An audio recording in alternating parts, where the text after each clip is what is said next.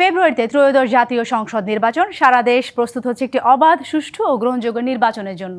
কি ভাবছেন সাধারণ মানুষ থেকে শুরু করে আগামী জনপ্রতিনিধিরা, সেই কথা জানাতে ডিবিসি নিউজের ইলেকশন এক্সপ্রেস ছুটে যাচ্ছে সব সংসদীয় আসনে। এখন রয়েছে সংসদীয় আসন ৭৯ চুয়াডাঙ্গা ১-এ।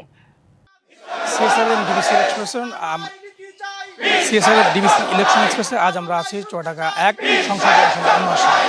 আমাদের সঙ্গে আজ যুক্ত আছেন চুয়াডাঙ্গা জেলা ইসলামী আন্দোলন শাখার সহসভাপতি মাওলানা জহুরুল ইসলাম আজিজি। স্বাগতম আমাদের সিএসআরএম ডিবিসি ইলেকশন এক্সপ্রেসে।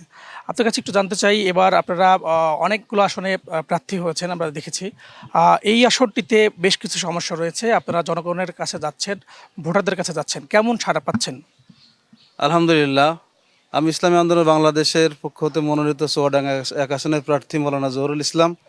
আমরা দীর্ঘদিন ধরেই চুয়াডাঙ্গা ১ আসন নির্বাচনে এরিয়ায় ভোটারদের দ্বারে দ্বারে আমরা প্রতিনিয়ত যাচ্ছি, তাদের সাথে যোগাযোগ রক্ষা করছি গণসংযোগের মাধ্যমে।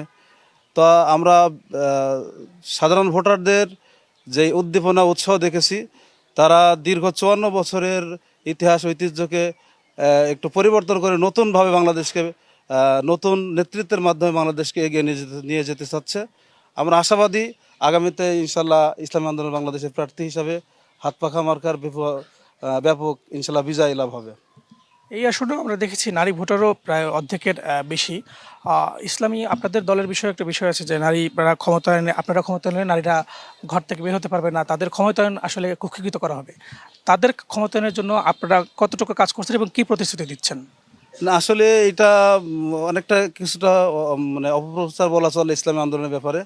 ইসলাম নারীদের ইসলামের একটা স্বাধীনতা দিয়েছে, সেই জায়গা থেকে নারীদের কর্মসংস্থান, নারীদের ঘরের বাইরেও কিছু কাজের সক্ষমতা আছে, ইসলামের যে পরিধি আছে তার ভিতর থেকেই করা সম্ভব। আমরা নারীদেরকে সম্পৃক্ততার ক্ষেত্রে আলহামদুলিল্লাহ ইতিমধ্যেই আমাদের কর্মসূচি খণ্ড খণ্ডভাবে শুরু হয়েছে, নারীদের মাঝে কার্যক্রম চলছে। আমরা খুব দ্রুত সময়ের ভিতরেই আমরা একটা বড় আকারে বৃহৎ আকারে কর্মসূচি হাতে নিয়েছি। জেলার নেতৃত্বে একটা নারী ইউনিটের একটা ব্যাপক একটা আমাদের সেমিনার হবে, তার মাধ্যমে আমরা সাধারণ নারী ভোটারদের কাছে ব্যাপক হারে আমাদের এই জনসচেতনতা এবং প্রচারণা খুব দ্রুত সময়ের ভিতরেই এটা শুরু হবে ইনশাল্লাহ। এই এলাকাটা যেহেতু একটু ইন্ডিয়ান বর্ডার ঘেঁষায়, এখানে মাদকের একটা বড় কারবার হয় আমরা জানতে পেরেছি। আপনারা যদি ক্ষমতা আসেন, মাদকের বিরুদ্ধে কতটা সোচ্চার হবেন?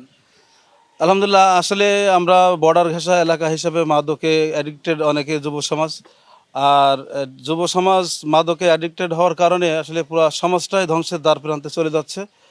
সেই জায়গা থেকে আমরা যদি নির্বাচিত হই, আমরা মাদকের ক্ষেত্রে জিরো টলারেন্স ভূমিকা পালন করব। মাদককে চূড়ান্ত পর্যায়ে চুয়াডাঙ্গা থেকে ইনশাল্লাহ আমরা নির্মূল করার জন্য আমাদের যতটুকু সম্ভব সর্বাত্মক চেষ্টা আমরা চালিয়ে যাব। কারণ আমরা এতটুকু জানি, মাদকের দ্বারা যুব সমাজের চরিত্র, নীতি নৈতিকতা মানে বিবর্জিত হয়, ধ্বংস হয়। আর যুব সমাজ যদি ধ্বংস হয়ে যায়, তাতে রাষ্ট্র ধ্বংস হতে সময় লাগবে না।